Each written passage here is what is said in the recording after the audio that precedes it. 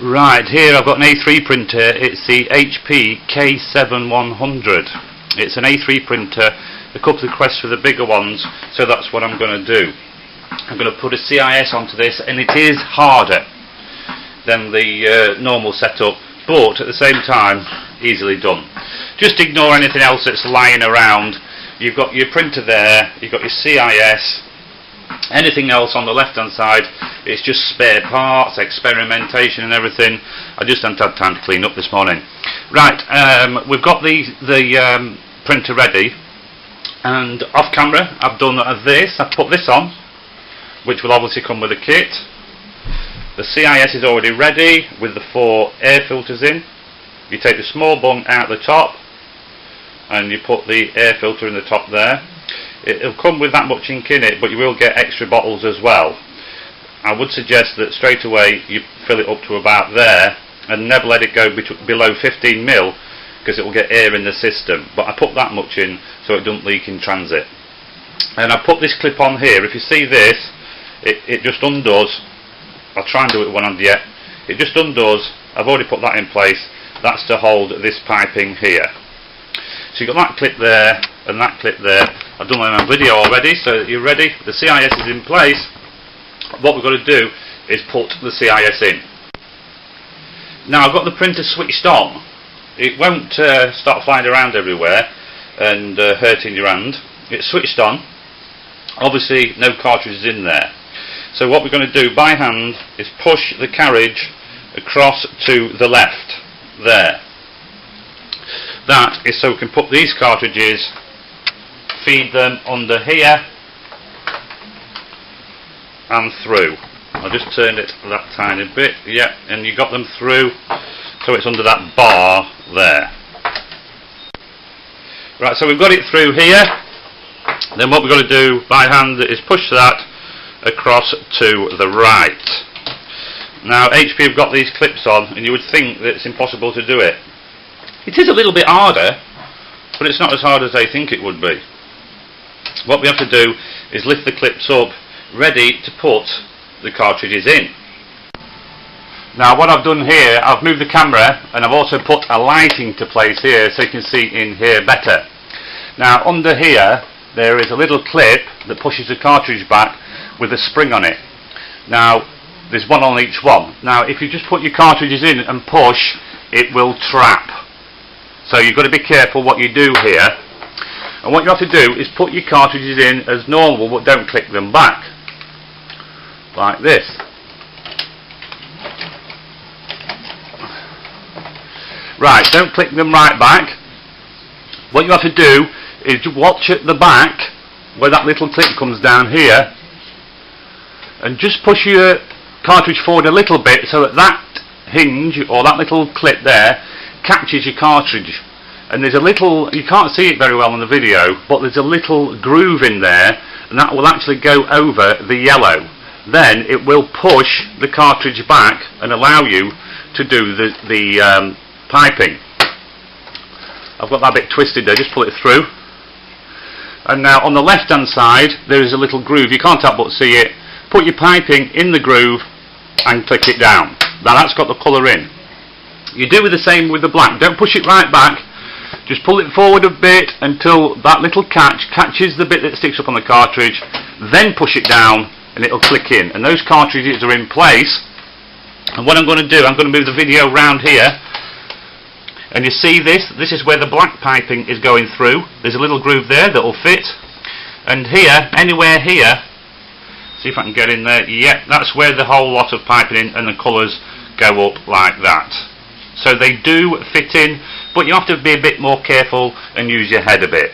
If you have a look at it, you'll see exactly what I mean. We've got the cartridges in, and we've got to get the rest of the piping done. So I'll switch it off at the minute and move the camera and then come back on. Right, as you can see, the piping is coming out to the left at a small angle, leaning this way. But what you've got to do is bring it to the left and make sure that there's no twists in it. Just make sure it's coming out straight, then hook it under there. I'll put that side up there so it goes easier. So if you see here, it's coming out to the left, curling up on itself and back across the top of that there. across the top of that black catch.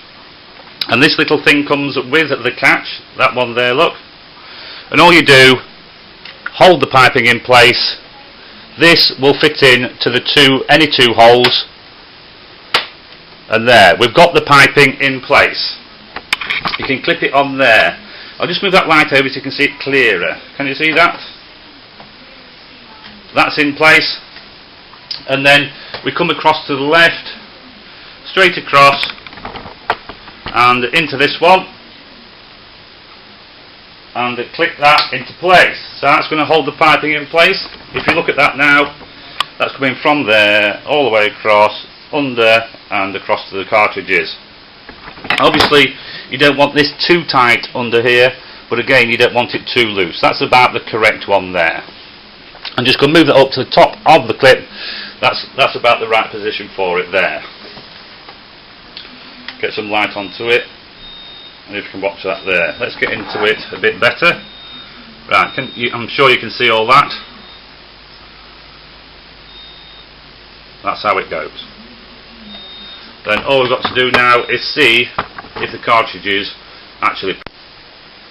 Now your printer knows the lid is open. There's a catch here that when you close it, it goes into there. We're going to be open a bit because of the piping, so we've got to fool the printer into thinking the lid's totally shut. So we just get a bit of paper into that hole, anything you want, push it down so that it thinks that it's shut, and the printer's just gone through a little movement because it thinks that the lid is shut. If you look at it now, it's moving about because it thinks the lid's closed even though it's not.